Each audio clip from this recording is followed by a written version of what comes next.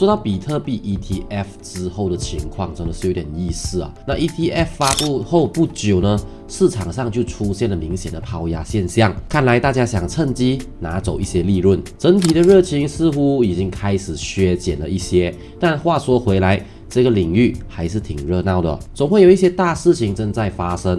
我们得时时刻刻关注这些顶级的项目。那今天呢，我们来聊一聊其中的几个。今天我想要分享的项目，这些项目都会有一些大动作正在酝酿中，很有可能会带来一波资本的注入。我们现在就提前给你们透露这些消息，毕竟在这个行业里，先知先觉总是会有好处的。今天呢，我有一个超级棒的消息要告诉大家，如果你们一直在考虑跳进加密货币的世界，现在是一个绝佳的时机。为什么呢？因为 Bybit 给我们提供了一个不能错过的空投活动。只要你通过我的专属链接注册 Bybit， 并且账户里入金至少100 USDT， Bybit 会立刻给你空投100 USDT 在你的合约账户里。是的，你没有听错，就是这么慷慨，操作超级简单。点击我提供的专属链接，快速注册，在你的 Bybit 账户里存入至少100 USDT 之后就完成了。你的账户里就会多出100 USDT 的合约空投。记得这个活动只是持续到2024年1月31日，所以不要犹豫太久。这是一个超级好的机会，让你在加密货币世界里起个好头。这不仅是一个试试 Bybit 的好机会，也是一个加入充满活力的加密社区的好时机。朋友们，我在 Bybit 等你。好的，我们从第一个项目开始，它叫做 Decimated。代号是 DIO， 注意是 DIO 不是 IDO。如果你们一直关注我的频道，你可能知道我们经常会提到区块链游戏。我们对区块链游戏的未来非常看好，这个领域似乎有无限的潜力。很多分析师都预测，在这一轮牛市中，这个领域会表现得不错。不仅仅是我们，而是大多数的分析师的看法。它是一款后末日生存游戏，而且作为额外福利，它还融入了一些很棒的赛博朋克元素和美学设计。你大概可以看出来，我本人就是这方面的大粉丝。他们在12月20日开放了一个封闭的 Alpha 测试网，那是几周前的事情了。这意味着呢，现在正在进行积极的测试。如果这个项目引起了你的兴趣，如果你想要成为其中的一部分，你可要抓住这一次的机会了。自己可以去试试这一款游戏和平台。我在这里展现的是最新的版本。如果你们有兴趣，可以查看视频描述中的 Discord 邀请链接。因为如果你们参与测试，你就是在直接参与游戏的开发，开发者们都在等待反馈。我不能保证，但是有可能你会因此获得 DIO 的代币的绝佳机会。它目前的价格刚刚超越 0.043 美元，市值你可以看得到，差不多是在1750万。在过去的1年里，它上涨了6倍。在今天我们的榜单上，排名第2的是 BEAM。那这个项目是关注隐私的，这是另外一个我预计即将到来的牛市中表现非常好的领域。这个项目实际上可以追溯到2018年，他们的主网是在2019年的1月份上线的。然而，他们的 BIM 代币直到去年的2023年10月份才推出，就在几个月前。那 BIM 结合了创新和优雅，它使用了混合解决方案，使用了2种协议。首先是 Mimblewimble。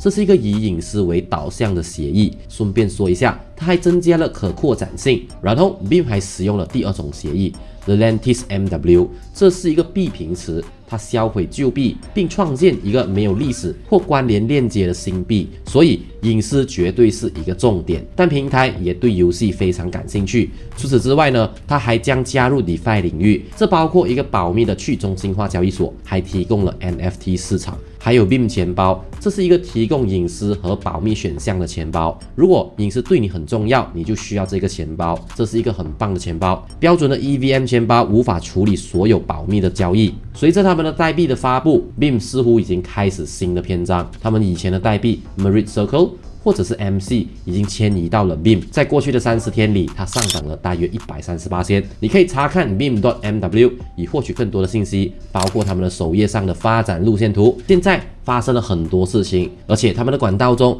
似乎还有更多的事情要发生。我们很喜欢 Avalanche 这个项目，它最近在我们的视频中频繁的出现。真的，就我们来看，让 Avalanche 从竞争对手脱颖而出的2个主要因素。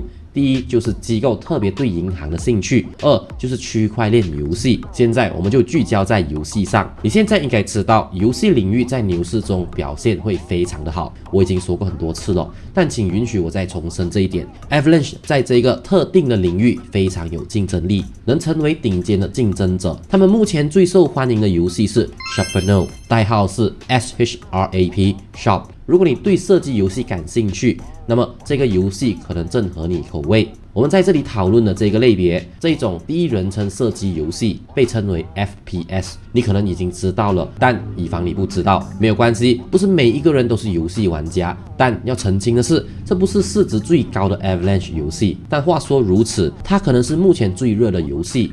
值得一提的是，它还有自己的代币 Sharp。实际上呢，最近才上线的，就在11月初，所以是几个月前。自从那时以来，它就上涨了60到70%。这是一个3A 游戏，开发者的背景也很扎实，他们是来自 Xbox、HBO 或者是 EA。老实说，现在 Avalanche 游戏生态里有很多值得让我们去关注的游戏。下一个可能成为焦点的游戏，甚至还没有发布。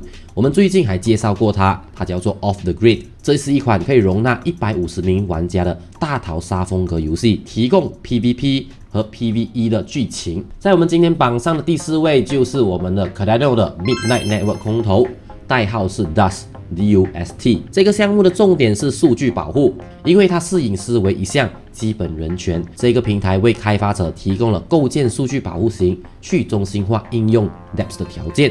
为此，平台使用 ZK 技术，换一句话说，它处理用户数据，但在此过程中不会泄露或者分享敏感数据。它还使用了一个模块化网络，并以 Cardano 为家，因为他们就在那里建设了。Cardano 的创始人 Charles Hoskinson 对这个网络非常支持。实际上，就在最近的 Cardano 峰会上，Midnight 宣布了一个空投。如果你不熟悉，这个峰会呢会在11月份的迪拜举行的。这个公告特别指出，所有的 ADA 持有者都有资格参与这一次的空投，那就是他们的 DUST 代币了。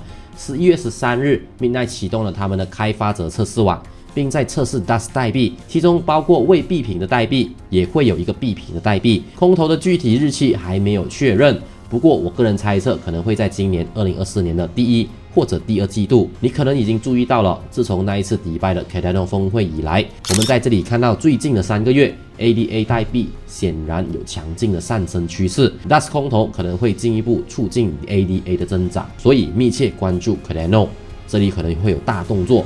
不要忘记，如果你是 ADA 的持有者，你可能会自动有资格参与 DUST 空投，所以也要注意这一点。